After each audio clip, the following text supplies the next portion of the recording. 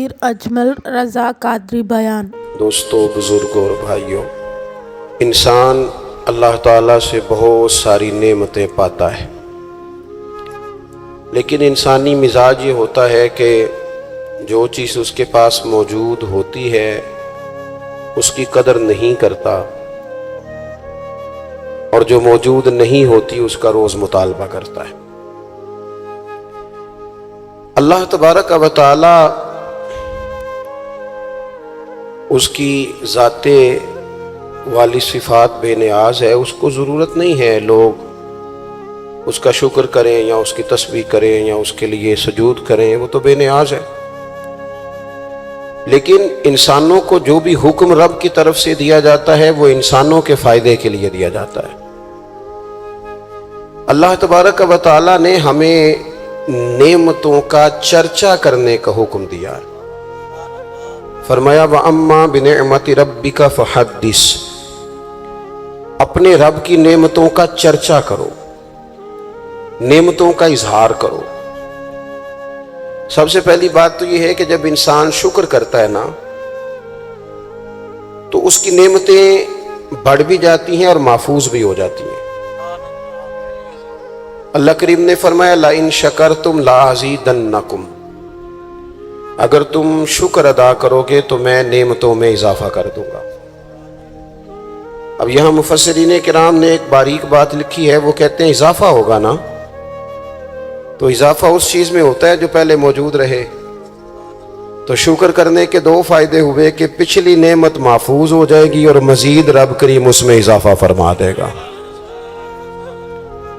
شکر کا مزاج کرنے سے، پیدا کرنے سے انسان، پہلا فائدہ یہ ہوتا ہے کہ نعمتیں محفوظ ہوتی ہیں، ان میں اضافہ ہوتا ہے۔ دوسرا فائدہ یہ ہوتا ہے کہ جب آپ نعمتوں کا شکر ادا کرتے ہیں تو رب سے جڑتے ہیں، اللہ سے تعلق مضبوط ہوتا ہے۔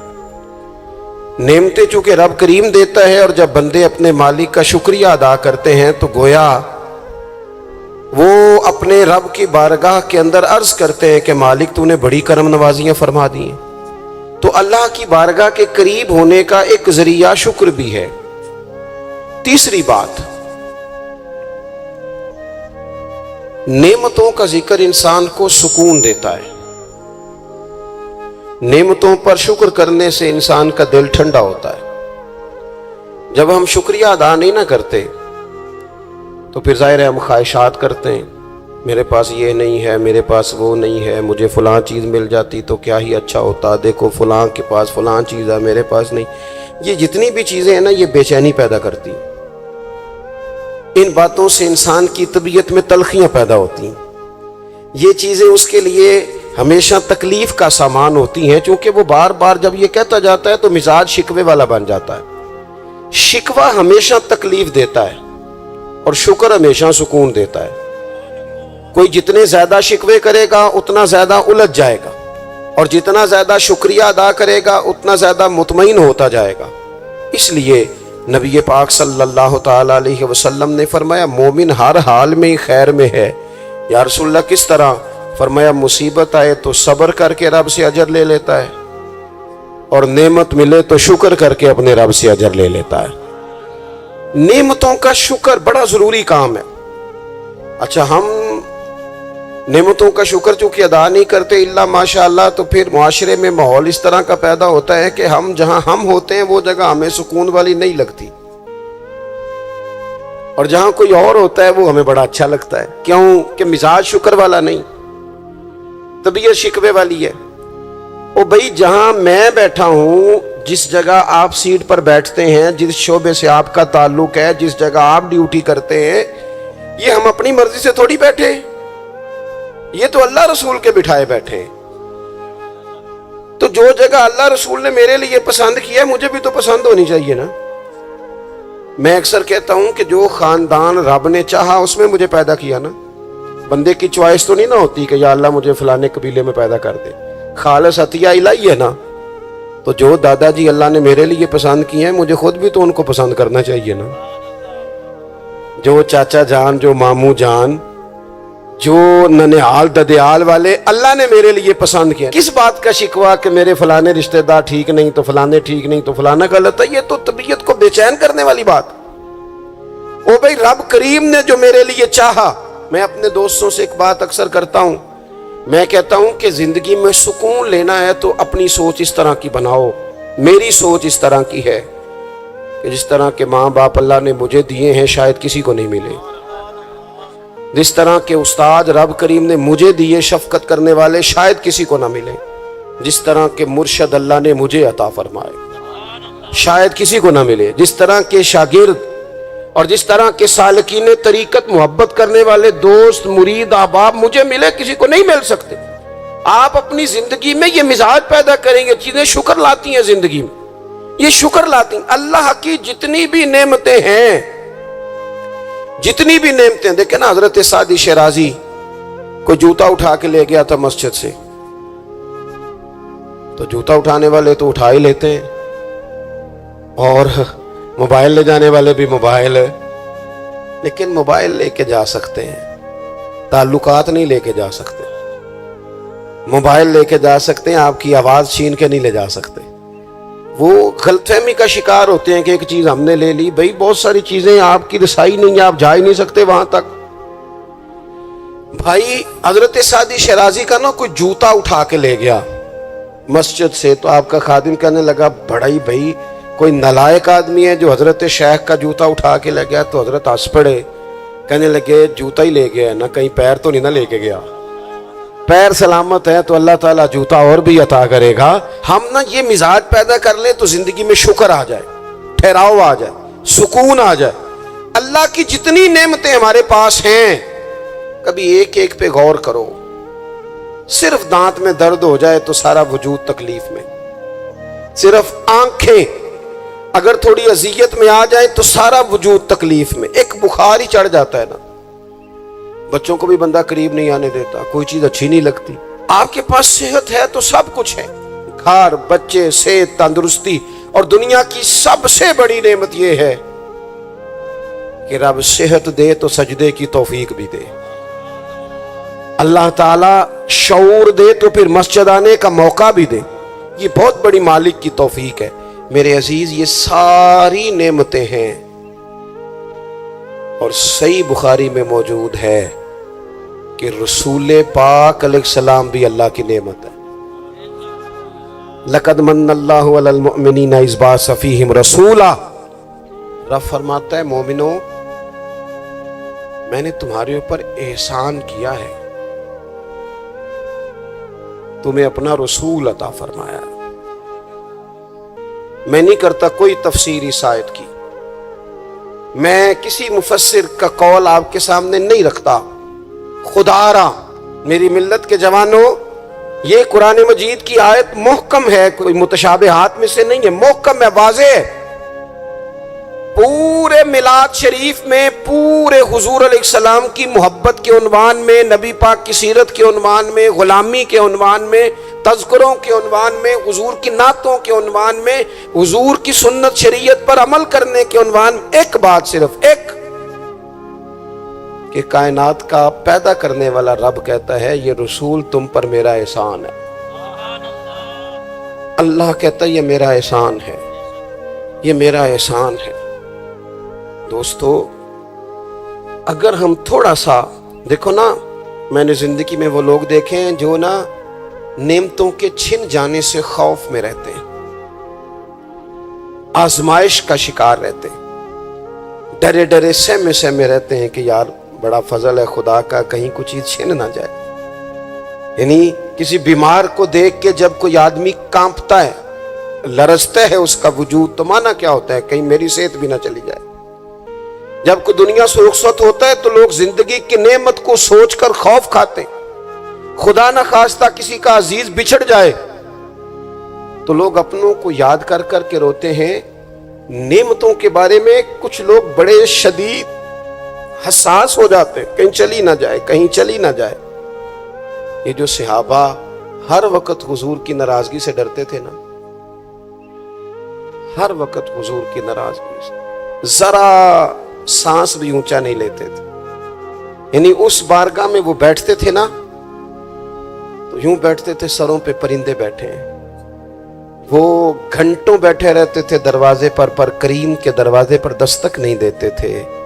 وہ اس نعمت کے معاملے میں حساس تھے. ان کو پتا تھا کہ وہ دو عالم کی رحمت تھے، وہ جہاں چاہتے وہیں رہتے. یہ تو ان کی مہربانی ہے کہ یہ عالم پسند آیا. یہ تو مہربانی. دوستو، ہم اگر حضور اتنی بڑی نعمت ہمارے لیے بن کے آئے، اگر ہمیں کبھی اس کا احساس نصیب ہو جائے نا، احساس. ابن القیم ایک جگہ پہ کہتے ہیں کہ اگر حضور نہ آتے تو لوگوں نے ایک دوسرے کا گوشت کاٹ کے کھانا تھا. دنیا جس ڈگر پہ چلی گئی تھی نا، کتنا کچھ سخت ہوگا وہ شخص جو بیٹی کو پہلے مارتا ہی نہیں. ایک ہے مار کے دفن کر دینا، لیکن زندہ بیٹی کو یعنی زندہ بیٹی کو. میری ایک بیٹی ہے، سارے گھر والے کوئی بات کہیں تو میں ٹال سکتا ہوں. ان کی ماں کبھی کبھی کہتی ہے کہ پتہ لگے گا نا جدو تھی دی گل موڑو گے. تو میں نے کوئی پی ایچ ڈی تو نہیں کی بیٹیوں کے حقوق پہ، میں کوئی اس پر ایم فل کا مقالہ تو نہیں لے کے آیا، میں نے کوئی ریسرچ تو نہیں کی کہ بیٹی سے پیار کرنا چاہیے، میں نے کوئی دیکھا تو نہیں کلیجہ پھاڑ کے کہ بیٹی کے دل میں میرے لیے پیار کتنا، یہ دیکھا تو نہیں. لیکن یہ اتنا پیار کہاں سے آیا؟ یہ جو بیٹی کے جانے کا، حالانکہ بیٹی نے جانا ہوتا ہے، جو بیٹی کے جانے کا تصور کر کے لوگ رو پڑتے ہیں. یہ جو زندگی لگا دیتے ہیں کہ میری بیٹی خوشحال رہے، اس کے گھر میں رونق رہے، اس کی طرف سے ٹھنڈی ہوا ہے. تو یہ وہی لوگ ہیں، یہ وہی انسان ہیں، یہ وہی زمین ہے جس زمین پر لوگ بیٹی کو مارتے بھی نہیں تھے. زندہ بچی پیدا ہونے والی گڑھا کھود کے اس میں رکھ کے مٹی ڈال دیتے تھے، زندہ بیٹیاں دفن کر دیتے تھے. رب کہتا میں نے احسان کیا تم پہ، میں نے احسان کیا. کیا؟ میں نے تمہیں اپنا رسول دیا. لَقَدْ مَنَّ اللَّهُ عَلَى الْمُؤْمِنِينَ إِذْ بَعَثَ فِيهِمْ رَسُولًا. میں نے تمہیں رسول دیا. اس رسول نے نا تمہیں کر کے دکھایا کہ بیٹی کے ساتھ کیا کرنا ہے. جب بھی سیدہ فاطمہ آئی، حضور اٹھ کے کھڑے ہو گئے، بیٹی کا ماتھا چوما، اپنی جگہ پہ بٹھایا، اعزاز دیا، کرم کیا. کسی کافر کی بیٹی بھی آ گئی تو رسول کریم نے چادر اتار کے بیٹی کے سر کو ڈھانپ دیا. رسول پاک کے گھر میں بہن آ گئی، رضائی بہن، تو محبوب نے ساری ازواج سے کہا جو تمہارے گھروں میں اکٹھا کر کے لے آؤ، جو ہے لاؤ سارا اکٹھا کر کے، اس لیے کہ میری بہن آئی ہے. پھر میرے کریم نے فرمایا اگر تو کہے تو تیرے لیے مدینے میں گھر نہ بنا دوں، تو یہیں رہ جانا، یہیں رہ جا. تو حضرت شیمہ عرض کرنے لگی نہیں حضور میں نے واپس جانا ہے. فرمایا جاؤ. عرض کرنے لگی بڑی سخت جنگ کر کے میرے قبیلے کو گرفتار کیا گیا ہے، سخت جنگجو ہیں، انہوں نے بڑی لڑائی کی ہے، بڑی مخالفت کی ہے دین کی. لیکن حضور اگر میں کہوں گی میں آپ کی رضائی بہن ہوں، میں اگر کہوں گی تو میرا سارا قبیلہ چھوڑ دیں گے. حضور نے فرمایا تو کہہ میں ابھی چھوڑ دیتا ہوں. چھوڑ دیا تیرا سارا. یہ کہاں سے آئی لطافتیں، یہ حسن، یہ توانائی، یہ شوق؟ مالک کہتا ہے تم نہیں بدل سکتے تھے، یہ میں نے احسان کیا. میں نے تمہیں اپنا رسول عطا فرمایا، تمہیں میں نے اپنا نبی دیا، اس نے تمہارا تزکیہ کر دیا، تمہارا باطن دھو ڈالا، میل کچیل اتر گئے. کما ارسلنا فیکم رسولا منکم یتلو علیکم آیاتنا ویزکیکم. انہوں نے قرآن پڑھ پڑھ کے تمہارا تزکیہ کر دیا، باطن دھو ڈالے. یہ محبتیں سینہ بسینہ آ رہی ہیں. حضور نے ایسا تزکیہ کیا ہے کہ اب دلوں میں شوق اور طرح کے ہیں، درد اور طرح کے ہیں، باتیں اور طرح کی. غلام بڑا مشکل کام ہے، غلام بننا. یہاں تو ملازمت مشکل ہے، جس کے ساتھ آپ نے باقاعدہ کمٹمنٹ کی ہوتی ہے نا، صبح 8 بجے سے 4 بجے تک کی، اور آپ کی چیزیں طے ہوتی ہیں. وہاں بھی ڈیوٹی کرنا بڑا لوگ مشکل کر دیتے ہیں. بعض افسران کی اخلاقی پوزیشن اللہ ماشاءاللہ اس طرح بڑے بڑے اچھے بھی ہوتے ہیں، لیکن بعض کی اس طرح کی ہوتی ہے کہ بندہ گھٹن کا شکار ہو جاتا ہے کہ جاؤں کہاں. یہ تو ہے صرف آپ، اور آپ اس میں بالکل آزاد ہوتے ہیں. سویرے فارغ ہو جائے، نہیں آتا میں یہ میرا ریزائن رکھو، آپ فارغ ہیں. لیکن جب لوگ غلام بنتے تھے، غلام انہیں خرید لیا جاتا تھا، اور غلاموں کو مارا جاتا تھا تو کوئی ان کا درد محسوس نہیں کرتا تھا. وہ کاٹ ڈالا جاتا تھا تو کوئی درد محسوس نہیں کرتا تھا. درے لے کر جتنے دل کرتا آقا مارتا کو پوچھنے والا نہیں تھا. یہ دیکھو نا حالات بدل گئے. سیلاب تو آیا یہاں سے 5 گھنٹے کے فاصلے پر، لیکن یہاں میں نے لوگوں کو روتے دیکھا، آنکھوں میں آنسو دیکھے، بیٹیوں کو کہا، بیٹیاں کہنے لگیں ہمارے جہیز کا سامان لے جاؤ، دے دو سیلاب والوں، مائیں کہنے لگیں کہ یہ بالیاں کس کام کی ہیں اگر حضور کی امت کے کام نہ آئیں، لے لو، میں نے خیرات کی۔ تڑپ گئے لوگ، وہ پردیس کاٹنے والے اوورسیز پاکستانی، وہاں بیٹھ کر انہوں نے کہا ہماری رقوم لو، تقسیم کرو ان لوگوں کے بیچ۔ یہ درد کہاں سے آیا؟ رب کہتا ہے میں نے احسان کیا ہے، تمہیں رسول عطا فرمایا، یہ میں نے احسان کیا ہے، تمہارے باطن پھیر دیے۔ کتنی کو نیکیاں کر سکتے ہیں ہمیں تو سونا بھی، ہمیں تو کھانا بھی، ہمیں تو سفر بھی کرنا، ہمیں تو گپ شپ بھی لگانی۔ اور پچھلی امتوں کی عمریں کتنی ہوئی؟ 300 سال، 400 سال، 500 سال، 900 سال، کیسے کرتے نیکیاں، کس طرح پہنچتے؟ اور پھر کمال دیکھو، عمریں تھوڑی اور کنتم خیر امت، مل گئی ان سب کی امامت اس امت کو۔ مثلا یہ تھوڑی دیر دیکھو نا، کچھ چیزیں ایسی ہوتی ہیں جن سے ذرا 1 منٹ کے لیے اپنے آپ کو اکیلے کر کے بھی دیکھنا چاہیے۔ اپنے کو کسی نے کہا تھا بنا ہے شاہ کا مصاحب تو پھرے ہے اتراتا، وگرنہ شہر میں غالب کی آبرو کیا ہے، اس کے پلے کیا ہے اسے پتا تو ہے، جو تو بنا ہے شاہ کا غالب تو پھرے ہے اتراتا۔ اور درویش نے ترجمہ یہ کیا ہے کہ میں گلیاں دا روڑا کوڑا، میں گلیاں دا اوئے ہوئے، روڑا کوڑا دیکھا ہے کبھی کسی نے پلٹ؟ یہ روڑا کوڑا انہوں نے کہہ دیا، کبھی اس پر غور کرو، بدبو آتی ہے، لوگ کی نیا جوتا پہن کے بھی اس پر چلنا پسند نہیں کرتے۔ روڑا کوڑا جو ہوا، روڑا کوڑا جو ہوا، لیکن وہ انہوں نے اپنے آپ کو تشبیہ کس سے دی؟ کہنے لگے وہ میں تے گلیاں دا روڑا کوڑا، یہ تے مینوں محل چڑھایا ہے سائیاں۔ تو نظر کرم ہو گئی، مختصر سی میری کہانی ہے، یہ جو بھی ہے آپ کی مہربانی ہے، یہ تو کرم ہے حضور کا۔ ہم کتنی کو نیکیاں کر سکتے تھے بھلا، کتنی کو مشقت، اور ویسے بھی جس طرح کی ہماری طبیعتیں،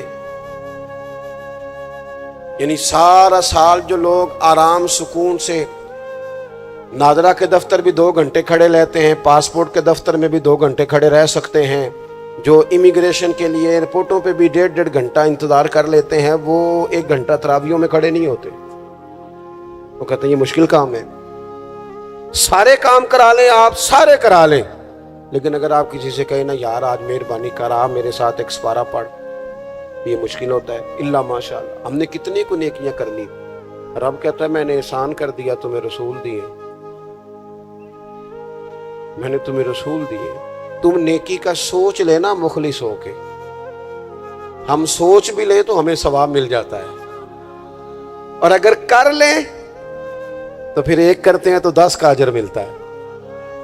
یعنی کچھ نیکیاں ایسی ہیں جو کی نہیں، صرف سوچی تھی، ارادہ کیا تھا، موقع نہیں ملا، صرف ارادہ کیا تھا، قیامت کے دن ان کا اجر ملے گا، ڈھیروں ثواب ملے گا، نامہ اعمال میں درج ہوں گی۔ کس کی وجہ سے؟ رب کہتا ہے میں نے تمہارے اوپر احسان کیا، میں نے تمہیں رسول عطا فرمایا، میں نے۔ کچھ حدیثیں ایسی ہیں جو اگر کبھی ہمیں سمجھ میں آ جائے نا تو کم از کم اتنا ضرور ہو کہ زمین کے اوپر قدم رکھنے شروع کر دیں ہم لوگ کہ یار یہ اعزاز ہمارا ہی ہے، یہ شان ہماری ہے۔ نبی کریم صلی اللہ تعالی علیہ وآلہ وسلم کی برکت سے ہمیں اعزاز کا ملا۔ کچھ چیزیں ایسی ہیں جو کبھی سوچتا ہے نا انسان تو بڑا اوپر چلا جاتا ہے۔ حضور فرماتے ہیں قیامت کے دن نا کچھ لوگ ہوں گے میری امت کے جنہیں دیکھ کے نبی اور رسول رشک کریں گے، ان کے چہرے نور سے روشن ہوں گے، وہ نور کے ممبروں پہ بٹھائے جائیں گے۔ لوگ پوچھیں گے یہ کون ہے؟ تو انہیں کہا جائے گا یہ رسول کریم کی امت کے لوگ ہیں۔ اور پھر حضور نے ساتھ آیت پڑھی، آیت الا ان اولیاء اللہ لا خوف علیہم ولا هم یحزنون۔ باعث فخر لوگ ہیں یہ، باعث فخر۔ تو عبادتیں تو پہلے امتوں کے ولیوں کی زیادہ ہیں، رشک ان پر کیوں ہو رہا ہے؟ وہ اس لیے کہ رب کہتا ہے میں نے احسان کیا ہے تمہیں رسول عطا فرمایا، میں نے احسان کیا ہے تمہیں رسول۔ اب مجھے بتائیں ہر نعمت کا شکر ادا کرنا ہے، اور یہ جو نعمت اللہ نے ہمیں دی ہے، نبی پاک کا غلام بنایا۔ اچھا، میں آپ سے نا کسی کی بات نہیں کرتا، ایک مثال میں آپ کو ذاتی دیتا ہوں۔ میں آج ہی سوچ رہا تھا، مجھے نا بہت سارے لوگوں نے دیکھا ہوتا ہے کیمرے کی آنکھ سے، کسی نے یوٹیوب پہ دیکھ لیا، ٹی وی پہ دیکھ لیا، کسی اور جگہ دیکھ لیا۔ تو انسان کا نا ایک مزاج ہوتا ہے کہ جس چیز کو وہ کبھی کسی دیوار کے پردے کے پیچھے دیکھتا رہا ہے، وہ اچانک سامنے آ جائے تو کئی دفعہ بندہ پریشان بھی ہو جاتا ہے، کبھی کبھی بندہ پریشان بھی ہو جاتا ہے۔ میں نا اتفاق کی بات ہے، میری زندگی کچھ زیادہ مصروف ہے۔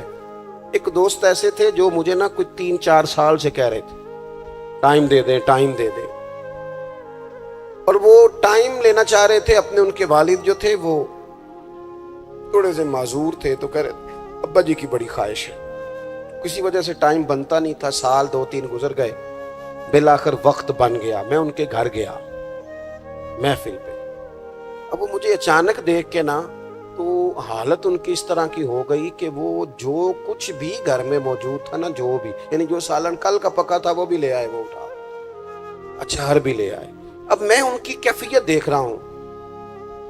کچھ امیر لوگ بھی بڑا پیار کرتے ہیں، لیکن بعض اوقات غریبوں میں جذبات ذرا زیادہ ہوتے ہیں۔ کچھ غریبی تھی، کچھ وہ جذبات تھے، کچھ وہ شوق تھا، کچھ وہ درد تھا، کچھ وہ سمجھ نہیں آ رہی۔ تو میں نے ان کو تسلی دی، میں نے کہا بزرگوں آپ بلا وجہ پریشان ہو گئے، میں تو دیہاتی سا چھوٹا سا کسان کا بیٹا ہوں، سادہ سا بندہ ہوں، میرے لیے تو آپ نے ویسے آپ نے ٹی وی پہ دیکھا ہے تو آپ کو وہ تھوڑا عجیب لگ رہا ہے، ویسے آپ مطمئن رہیں، ایسی کوئی بات نہیں ہے۔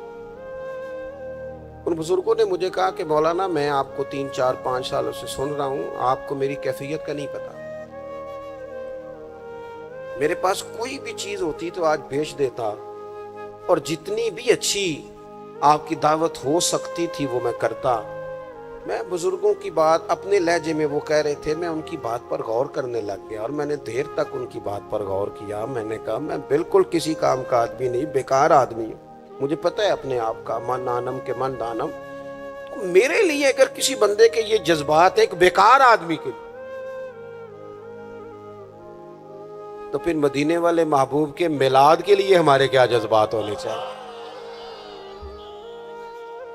وہ خواجہ غلام فرید صاحب نے نا ایک کافی لکھی ہے، مجھے ساری تو یاد نہیں، لیکن وہ کہتے ہیں کہ ایک باری لانگا تو میری جات، پھر وہ اس میں بڑی باتیں گنواتے ہیں۔ وہ کہتے ہیں میں حضرت زلیخا تو 2 جوڑے دیتی تھی نا سیدنا یوسف علیہ السلام کو دن میں، ایک وہ پہن لیتے تھے، اترتا تھا تو وہ خیرات کر دیتی تھی، پھر دوسرا پیش کرتی تھی، وہ اترتا تھا خیرات کر دیتی۔ کہتے حضور اگر آپ آئیں تو میں ایک دن میں 100 پیش کروں گا، اور ساتھ کہتے ہیں کہ گھر میں غریب ہاں دل تے امیر ہے۔